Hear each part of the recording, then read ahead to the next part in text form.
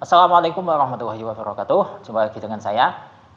Nah, jadi kesempatan kali ini kita kembali lagi akan melanjutkan pembahasan i'rab kitab Fathul Qorib pasal hal yang mewajibkan mandi. Bagian selanjutnya ya, intinya saya lupa bagian yang keberapa. Pokok kalau di judul sudah jelas ya, judul di video ini bagian yang keberapa. Jadi langsung saja kita mulai. A'udzubillahi minasyaitonirrajim. Bismillahirrahmanirrahim. Qala al-musannifu rahimahullahu ta'ala wa nafa'ana bihi wa bi ulumihi wa bi ulumi sa'iri salihina wa bi ulumi masyayikhina fid dharain amin ya rabbal alamin. Walau kana al-khariju bi jima'in aw ghairihi. Meskipun yang keluar ya yang keluar itu maksudnya adalah mani. Ya, meskipun mani tersebut itu keluar disebabkan karena jima atau selain jima. Ya, selain jima, pokok kemarin rambu-rambunya itu kan keluar bigoir ilaj tanpa masuknya dakar ke farji. Nah, jima itu belum tentu dakar masuk ke farji ya. Abirihi atau selain jima. Nah, kalau selain jima ini banyak, bisa memikirkan atau melakukan sendiri, ya bisa saja. Fi yaqadatin aw naumin. Nah, keluarnya tersebut juga baik dalam kondisi terjaga atau kondisi sadar, au naumin atau kondisi tidur. Bisyahwatin au ghairiha, keluarnya itu dengan syahwat atau selain syahwat, ya.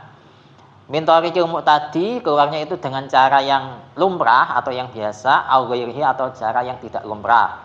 Nah, di sini contoh yang cara tidak lumrah adalah ka'aninkasara sulbuhu. Seperti tulang rusuknya seseorang itu patah, fakharaja maniyuhu, kemudian air maninya keluar.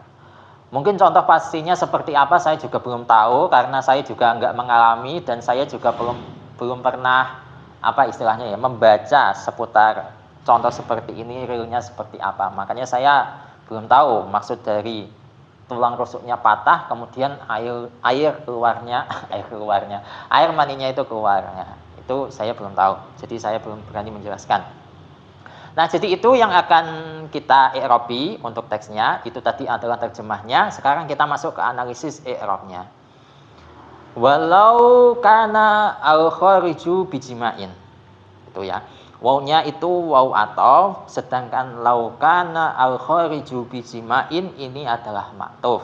Ya, jumlah ini adalah ma'tuf. Untuk ma'tuf alaihnya adalah wa in qalla al-maniyu di video sebelumnya ya. Itu jadi ataf jumlah kepada jumlah. Nah, kalau jumlah yang menjadi ma'tuf ini kita preteli satu persatu, lau di sini adalah huruf syarat ya. Kemudian kana adalah fi'il syaratnya yang mana ini berupa fi'il madi, dia fi'il nakis dan kana itu salah satu amil nasih, amil yang menasah, merubah status mubtada dan khobar ya. Biasanya yang dinasah itu adalah mubtada khobar. Kalau kana itu menasah mubtada berubah menjadi isimnya, tetap dibaca rafa, sedangkan khobar itu dinasah yang awalnya dari i'rabnya rafa berubah status menjadi i'rabnya menjadi nasab gitu. Nah, untuk jawabnya apa? Jawabnya itu nanti di akhir pembahasan insyaallah. Semoga saya tidak lupa ya. Kemudian al-khariju ini menjadi isimnya kana, jelas ya. Untuk senggotnya dia isim fa'il dari kharaja yakhruju. Kemudian bijima'in ini dia jar majrur, huruf jarnya ba, majrurnya adalah lafaz jima'in yang berupa masdar dari jama'a yajma'u. Bisa jam'an, bisa jima'an ya. Masdar kan enggak hanya satu jenis tapi ada banyak. Kalau itu masdar dari fi'il sulasi ya. Karena masdar dari fi'il sulasi itu hukumnya itu sama'i. Orang Arab mengatakan apa, ya kita ikut karena kita bukan pemilik asli bahasa Arab. Ya, kita itu hanya penutur asing. Nah, jar majrur bijima'in ini punya ta'alluq kepada lafadz yang dibuang. Lafadz yang dibuang inilah yang semestinya menjadi khobarnya kana. Takdirannya apa? Takdirannya adalah maujudan. Jadi ai walau kana al-khariju maujudan bijima'in. Ya, meskipun air mani yang keluar tadi itu ada disebabkan karena jima, gitu ya. Selanjutnya au ghairihi, ini ya ataf lagi ya, au merupakan huruf ataf, ghairihi adalah ma'tuf. Untuk ma'tuf alaihnya adalah lafadz bijima'in, ya. Ghairi itu adalah isim yang wajib diidhofahkan ya. Kemudian untuk hi ini adalah isim domir fi mahalli jarin. Meskipun pakai harokat kasroh ya, itu mabni kasroh, bukan dibaca jar, tapi fi mahalli jarin, itu yang tepat. Selanjutnya fi yaqodotin. Nah, fi yaqodotin ini secara letterlock memang dia jar majrur, huruf jarnya fi, majrurnya adalah lafadz yaqodotin yang berupa masdar dari yaqido yaiqodu, mengikuti wazan fa'ila yaf'alu. Yaqido yaiqodu yaqodotan. Nah, itu secara dohirnya. Tapi fi yaqodotin ini juga punya kedudukan. Kedudukannya apa? Dia sebagai maktuf.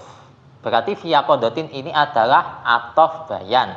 Nah, fi yaqodotin ini adalah maktuf. Maktuf alihnya mana? Maktuf alihnya adalah bijima'in. Jadi tadi gini, kalau saya terjemah, meskipun air maninya itu keluar disebabkan karena jima atau selainnya, dalam kondisi bangun atau tidur, dengan syahwat atau tidak, dengan cara yang lumrah atau tidak. Jadi ada bagian-bagiannya. Nah, bagian-bagian ini kemudian disambung dengan atof bayan, bukan dengan atof nasab, gitu ya. Seperti itu. Selanjutnya au naumin. Au merupakan huruf atof. Nah, kalau ini adalah atof nasab, pakai huruf atof ya. Naumin adalah maktuf, untuk maktuf alihnya adalah lafadz yaqodotin ya. Di sini sama-sama dibaca jar. Kemudian bisyahwatin. Nah, ini atof lagi tapi atof bayan, atof kepada lafadz fi yaqodotin kalau nganu ya, maktuf alih yang cabang. Jadi itu, bisyahwatin menjadi maktuf tapi dia atof bayan, untuk maktuf alihnya adalah lafadz fi yaqodotin. Ya. Dan di sini berupa jar majrur, huruf jarnya ba, majrurnya adalah lafadz syahwatin yang berupa isim mufrad ya. Untuk singgotnya ya syahwat itu isim jamid ya, atau masdar. Tapi kalau biasanya saya kalau memilih singgot sebuah lafadz, kalau itu punya makna tersendiri, itu saya jadikan sebagai isim jamid. Tapi kalau dia itu punya turunan seperti memukul atau pukulan, itu memang kan berasal dari kata telah memukul, sedang memukul, itu saya jadikan sebagai masdar. Itu. Tapi kalau misalkan yang saya jadikan isim jamid itu kok ternyata kalian berpikir atau kalian mendapatkan bukti kalau itu adalah masdar, maka ya anggap saja itu adalah isim jamid tapi yang maknawi, gitu ya. Seperti itu. Selanjutnya au ghairiha, ini adalah atof lagi. Au merupakan huruf atof, ghairiha adalah maktuf, untuk maktuf alihnya adalah lafadz bisyahwatin. Gitu ya. Sehingga di sini ghairiha juga dibaca jar karena yang maktuf alihnya yang syahwatin ya, semestinya itu syahwatin saja. Baknya itu sebagai penyebab kenapa dibaca jar. Nah, yang ghairiha ini jarnya atau tanda jarnya itu dia itu tabi, mengikuti i'rab dari lafadz sebelumnya. Ghairi itu adalah isim yang wajib diidhofahkan, ha adalah isim dhamir yang fi mahalli jarin. Seperti itu. Selanjutnya min tariqil mu'tadi. Ini lagi-lagi jar majrur, huruf jarnya min, majrurnya adalah lafadz tariqatil mu'tadi yang berupa idhofah, tariqati sebagai mudhof, al mu'tadi sebagai mudhof ilaih. Itu secara dohirnya. Kalau kita analisis lagi, ini juga punya posisi sebagai maktuf. Dia atof bayan lagi ya. Untuk maktuf alihnya adalah lafadz bi syahwatin au ghairihi, itu ya. Nah, kemudian tariqatin ini dia isim jamid ya. Lagi-lagi saya jadikan sebagai isim jamid. Tapi kalau kalian menemukan bukti kalau tariqatin itu adalah masdar, maka ya jadikan saja sebagai isim jamid yang maknawi. Tariqah. Kemudian al-mu'tadi. Nah, al-mu'tadi ini kan mu'tadun ya, kalau nggak ada alnya dan dibaca rafa, mu'tadun. Ini kalian pilih sendiri dari 5 pilihan ini. Dari jadi dia itu adalah bisa ini, kalian pilih sendiri. Fi'ilnya itu adalah i'tada, ya'tadu, i'tiyadan, wa mu'tadan. 1. Fa huwa mu'tadun. 2. Wadaka mu'tadun. Nah, dia bisa masdar mim, isim fa'il, isim maf'ul ya. Kemudian fi'il amarnya i'tada ya'tadu, berarti i'tad ya, i'tad, la ta'tad, mu'tadun, isim zaman, isim makan. Jadi 5 pilihan ini. Masdar mim, isim fa'il, isim maf'ul, isim zaman, isim makan. Kalian pilih sendiri. Pilih yang mana dari sigot tersebut yang pas untuk lafadz al-mu'tad yang ini. Gitu ya. Selanjutnya al-ghairihi. Au merupakan huruf ataf, ghairihi adalah ma'tuf. Untuk ma'tuf alihnya adalah lafadz al-mu'tadi. Jadi al-ghairihi ai au tariqati ghairil mu'tadi, gitu ya. Di sini untuk ma'tufnya itu berupa idhofah ya, ghairi sebagai mudhof, hi sebagai mudhof ilaih. Selanjutnya ka'aning kasara sulbuhu. Ini jar majrur. Bentar ya. Kaf adalah huruf jar. Kemudian aning kasara sulbuhu ini adalah majrurnya. Ya, mungkin pertanyaan kalian, ini kan jumlah kok bisa menjadi majrur? Ya, ini ditakwil ke bentuk masdar karena di situ ada an masdariyah, ya. Ka'aning kasaro. Jadi di situ semestinya itu ka'an ingkasaro. Berhubung an itu nunnya itu disukun, kemudian ingkasaro itu diawali dengan hamzah wasol. Hamzah wasol itu sebenarnya tidak ada harokatnya. Nah, di sini ada pertemuan dua huruf yang sama-sama sukun, maka salah satunya diharokati. Yang diharokati di situ adalah nun, diharokati dengan kasroh. Makanya bacanya itu ka'aning kasaro.